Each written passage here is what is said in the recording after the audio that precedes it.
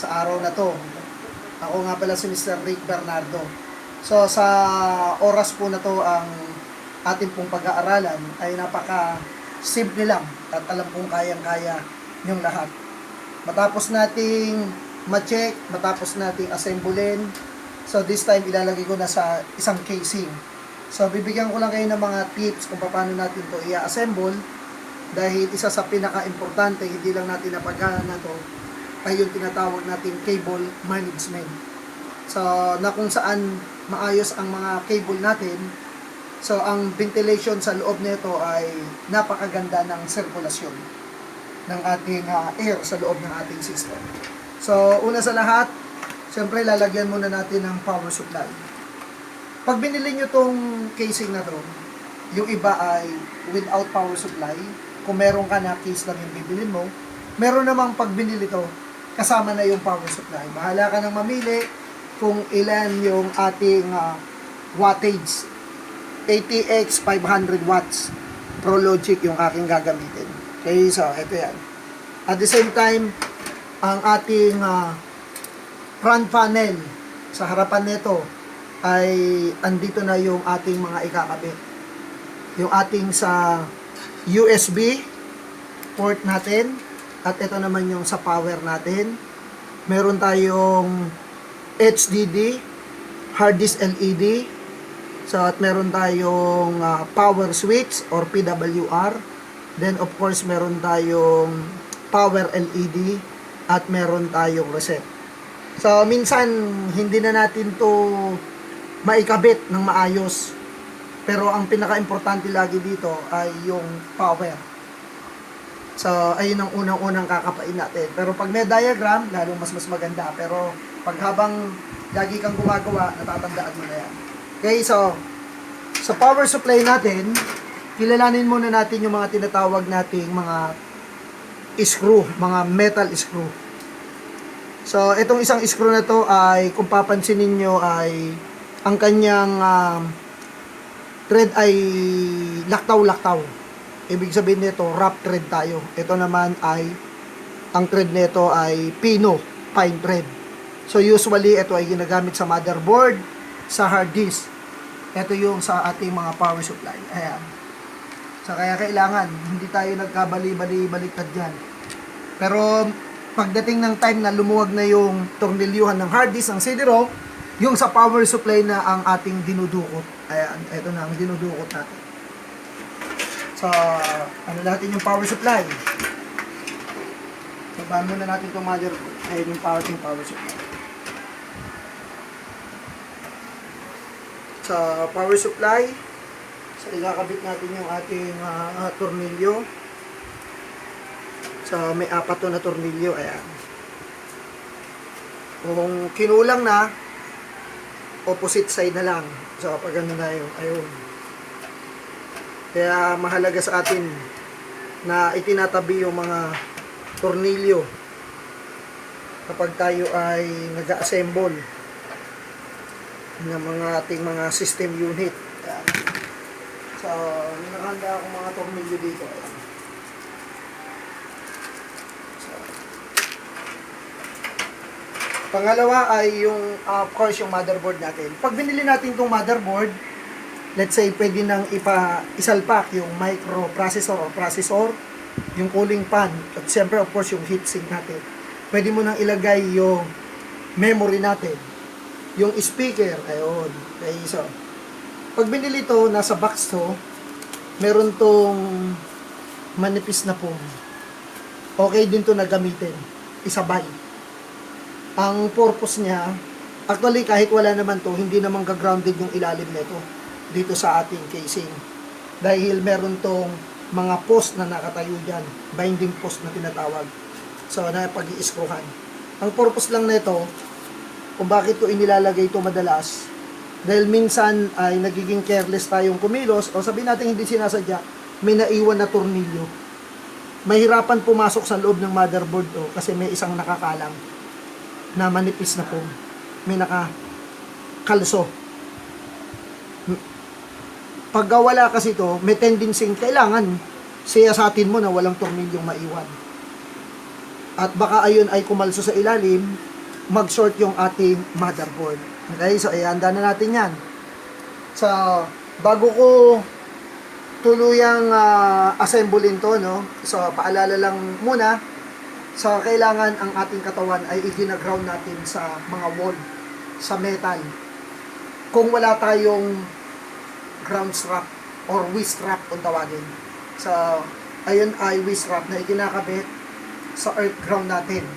So, para ma-discharge yung tinatawag nating static electricity sa katawan.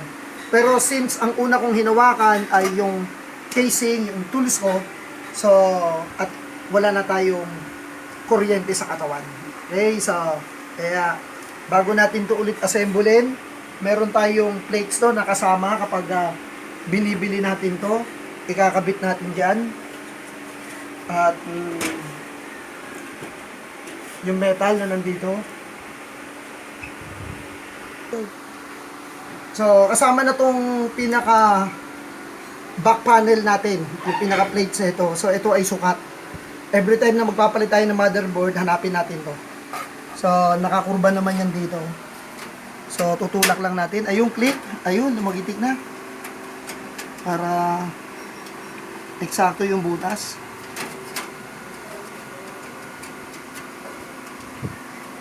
Ayun. Ayan. Okay.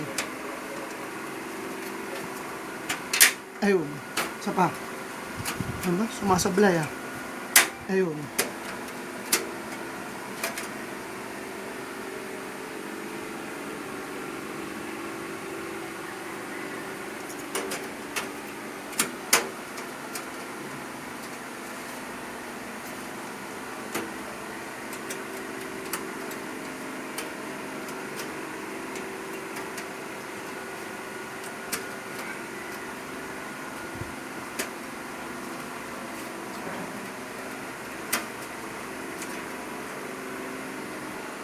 Okay, so na-fix na natin yan. Handa na natin itong motherboard kasama itong pinakamanipis na foam. Sasabay ko siya. So, tandaan natin yung butas. Meron dito, ayun. At meron dalawa. Meron isa na lang. Tapos merong isa dito. Wala na dun. Tapos meron isa dun. Okay, so pwede naman natin ilipat-lipat yan.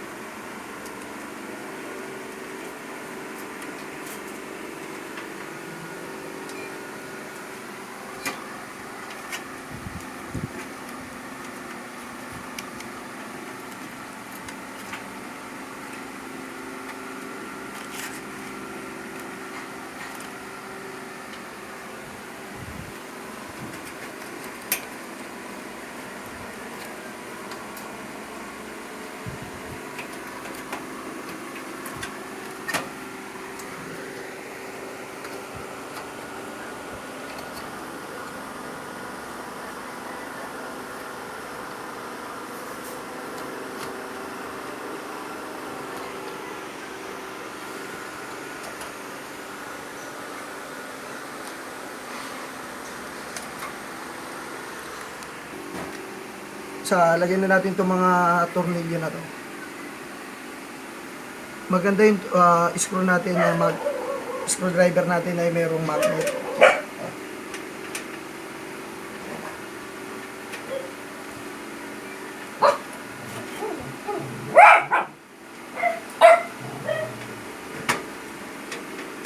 Mararamdaman nyo naman kumakagat.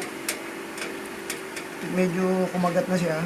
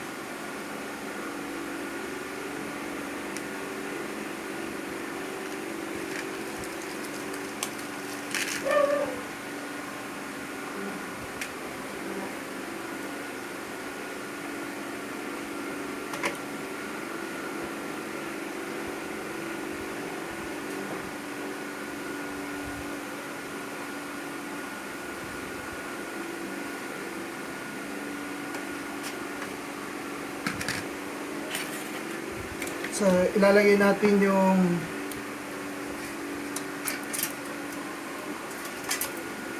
hard disk natin. So, lagi siyang nakataob. Hindi pwede pa ganyan. Ayan, para hindi siya malagyan ng tornilyo. So, kung kinakailangan tanggalin yung memory, may mga pagkakataon kasi nakaharang siya dyan. Tatanggalin mo yung memory. Kung hindi naman, pwede dito. So, kayo nang bahala kung hanggang saan kalayo yung paglalagyan nyo. May mga butas yan na nakalagay dyan.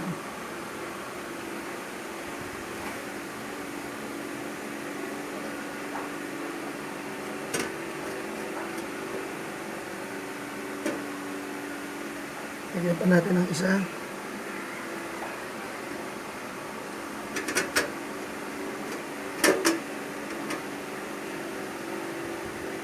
Yan, isa. So, para ready na tayo. Yung CD-ROM natin, makita nyo dito sa harapan. So, butasin ko na. Diyan ko ilalagay yung CD-ROM. DVD rin to. Pero minsan pang hindi mapang-abot yung cable natin at isang cable lang yung gagamitin mo, pwedeng ito na lang ang tatanggalin mo. So, dito mo na lang ilalagay. Ayan. Antayin mo lang to ng konti. Ayan. Kaya lang may kumakalusot dito sa ilalim. So, pili pa tayo ng isa.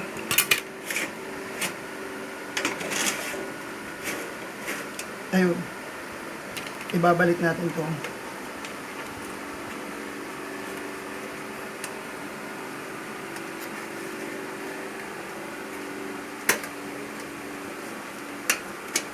Ayan. Ayan natin ng tornilyo.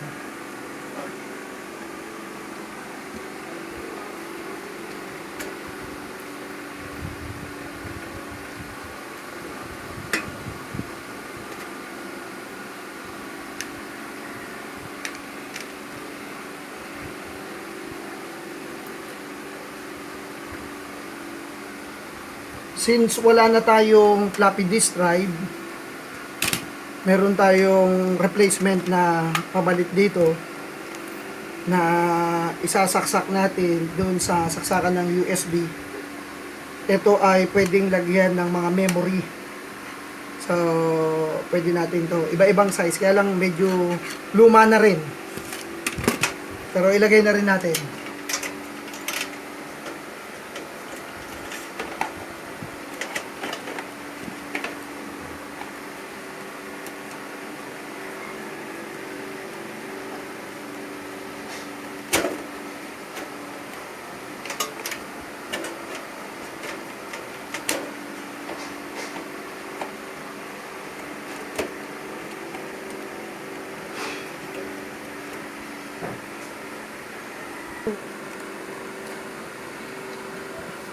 Nakahisa o.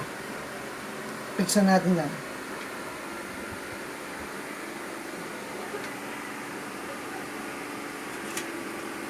So, yung ating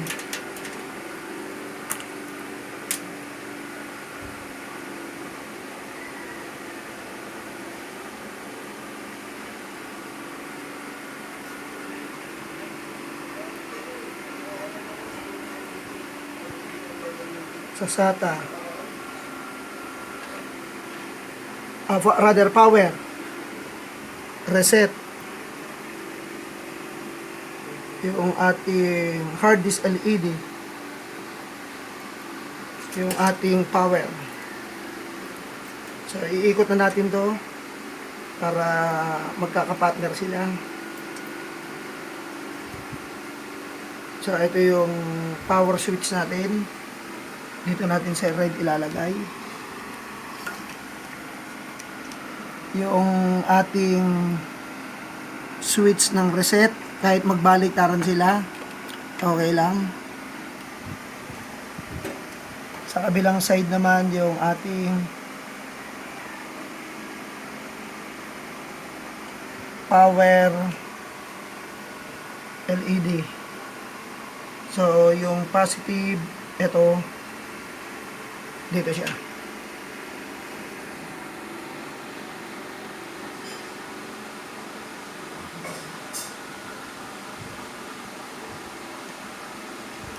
Sa kabila naman yung hard disk para habang nagbabasa. So tanggalin ko muna to, mas madaling ikabit dito.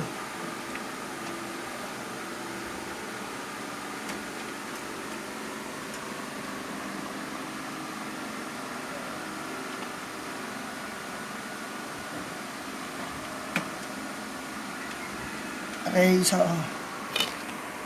yung ating cable ng IDE. So yung hard disk,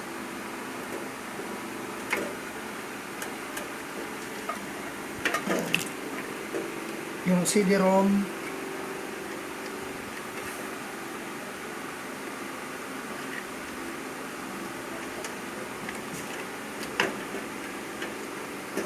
so baliktarin natin, pero pwede silang baliktaran. So para mas malapit dito.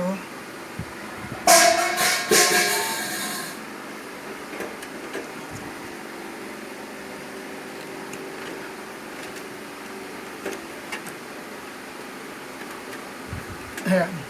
So ito naman yung ating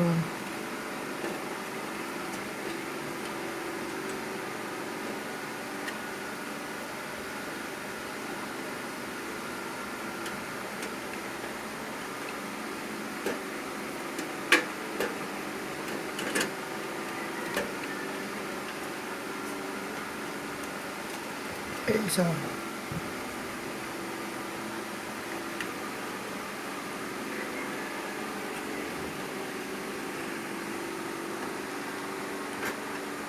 then power.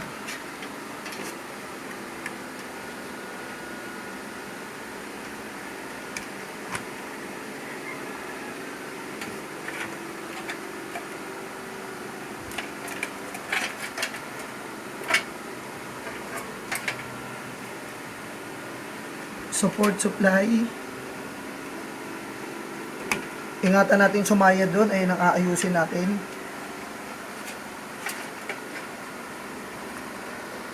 Then supply ng ating CD-ROM.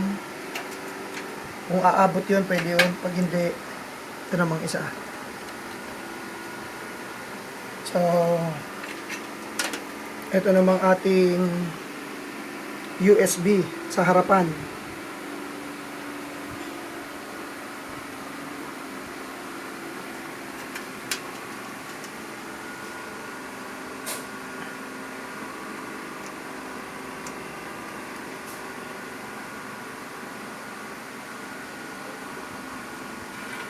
Ganun din dito. So magkakasunod lang to, pantay lang yan. Tapos may bakante dun sa isa.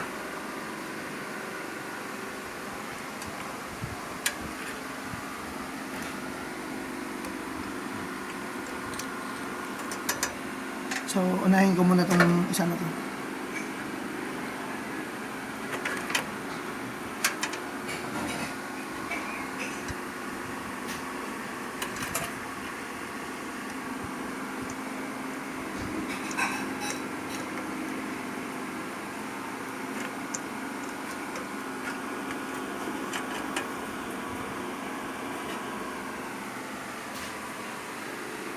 So, yung iba nito bago na eh, magkadikit na to, kaya hindi na mahirap.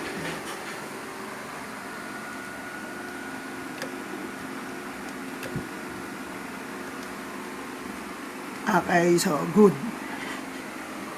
Then ayun lang, wala tayong saksakan ng bagong yung sa memory natin. Magbabawas na lang tayo ng isa.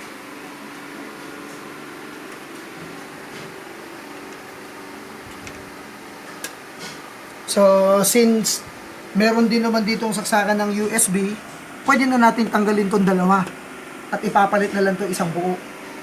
Isang saksakan na lang to. So, tanggalin natin, pakita ko sa inyo. Ayun. So, dahil napunta na dito, meron na dito.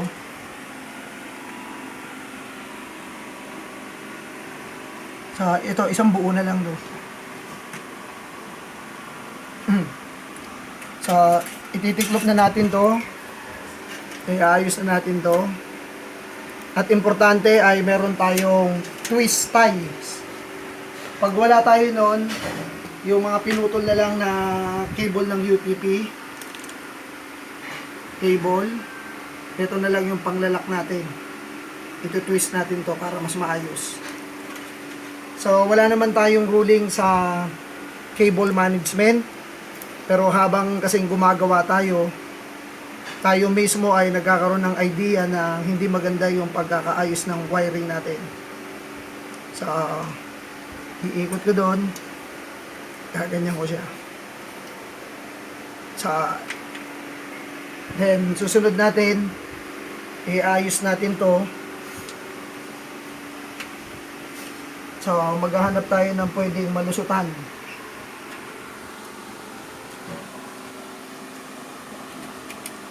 Para nang sa ganun ay hindi pumuwaling yung ating wire ng power supply papunta dun sa kanyang cooling fan. Ayan. So nakaayos. Nakaatay.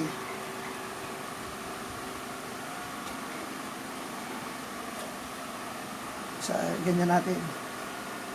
Then of course, eto naman. Iayos natin. So, kanya-kanyang diskarte para pag maayos kasi yung wiring natin, yung ventilation niya medyo maganda, hindi na harangan yung iba. Kaya wala naman tayong ruling dito, pero minsan pag gumagawa tayo, diyan natin na iisip yung ating mga ginagawa. Then of course yung cable natin para sa IDE. So, ganun lang natin siya.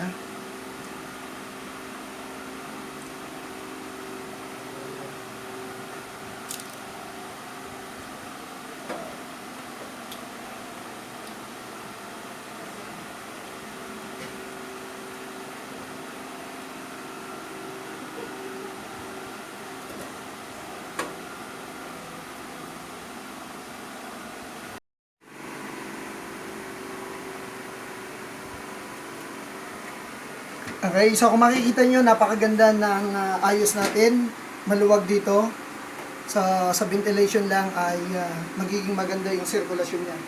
Kaya ayun yung tinatawag natin cable management. Okay, so ready na natin itong i-testing at insulan.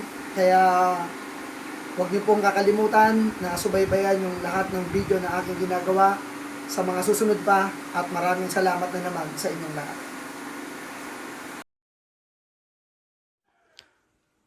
Like, share, comment, and subscribe to my channel. Pakipindot na rin po ang notification bell para lagi kayo updated. Thanks for watching!